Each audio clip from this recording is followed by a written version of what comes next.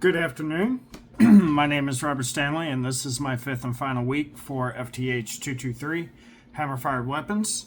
This week, going over basically the final stages for this RB6. Basically assessing how the trigger feels after putting the upgrades in that I was able to put in. The hammer, the slide, just how everything feels put together, and doing some cycling it through the cycle of operations. So the first part of this is we had to put some layout fluid on some of the parts. Again, unfortunately, I am still waiting on my brand new punch set to come in.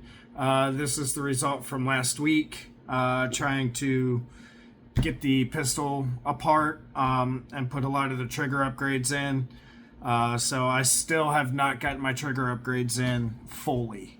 Still waiting on my new punch set. So I just went ahead, did what I could again this week. Sorry, it's not a lot. Once my stuff comes in, I will do an updated video here on things to come. So off screen, I went ahead, disassembled the weapon again as far as I could without being able to use my punch. I went ahead and put some layout fluid here on the barrel, just to see if it was catching it here in the slide anywhere. And as you can see here, there is layout fluid all the way around this. So I got no scraping, no high points, no low points anywhere in the slide on the barrel. One spot that I did notice that was for one piece is my hammer. I have the layout fluid on the hammer, and it's only right where it strikes the firing pin.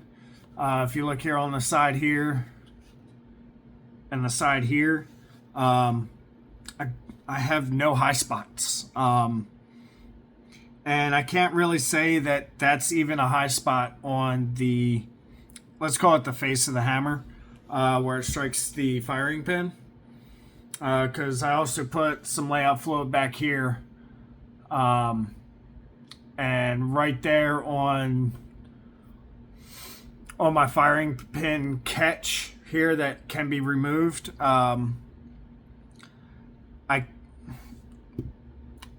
I can't say that it's an actual high spot, only because when this hammer is pulled, it's slamming right onto that. So I can't say that it's a high spot or a rub spot, because it's more of a concussion. So I will probably polish this down. I don't think I'm gonna stone it. I don't think I'm gonna sand it, polish it. I think I'm just gonna get the dye off of it and let it be, because doing my running through my cycle of operations, and I ran through it 15 times, and everything just felt really, really smooth to me. Now things could change when I go to put live ammunition in it, take it down to the range, and I might find out that it's not nearly as smooth as I thought it was. So, for right now, I mean, and again, I can't really get down into the working parts down here into the trigger. I can't get back in here to the ejector and all the other good things. Sorry about that. I just had something fall.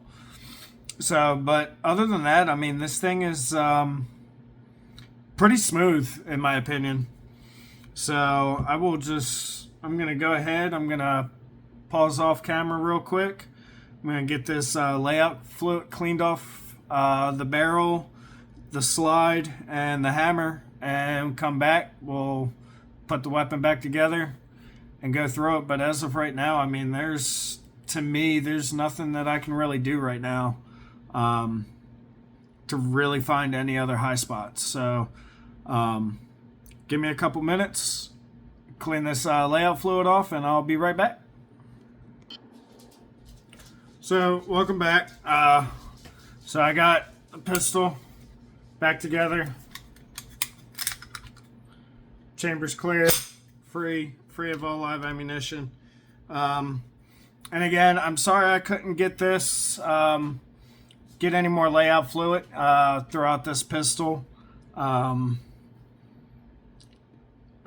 It's kind of disappointing because I would really like to dig deep into this pistol and find all my high spots. But then again, I mean, like I said, with everything that I have going on right now with the feel and the pull, I mean, I'm easily able to take it and just slide this thing back with ease. The trigger, I mean, pulling the hammer back on single fire is pretty smooth. And for double action, I don't feel any real hang up on this. Again, for right now, any future work that I'm gonna do to improve the feel, I'm probably gonna go later on. Even on the slide, I mean, there was really no real rubbing, no high spots here on the slide. So I think here in the near future, I'm gonna go ahead and I'm gonna stone and polish the slide rails. I got to be very careful that I do not screw any of these up, because if I screw either one of these rails up, this slide's going to be no good. So, but I do plan on trying to polish up the slide a little bit. I'm going to re-blue it, get it re-blued. If it comes out, I might end up just polishing the whole slide all the way around, re-blue it, so that way everything's one color. The trigger, I'm probably going to go out and get a lighter spring set, figure out what's going on, try and get trigger pull closer to 2 pounds as much as humanly possible for me. I got my PSA dagger, I got that. That's almost 1 pound, at 1 pound of pressure right now. So if I sneeze on it, it's going to go off. I got my 1911 here that I've had for some years. I did some work on that. That's at 2 pounds. So, but right now, when it comes to this SAR, I mean, I've heard good things about it. I've heard bad things about this pistol from previous friends who've taken this course. So, but as of right now, I'm enjoying mine. And the slide's nice and smooth, trigger pull's nice and smooth.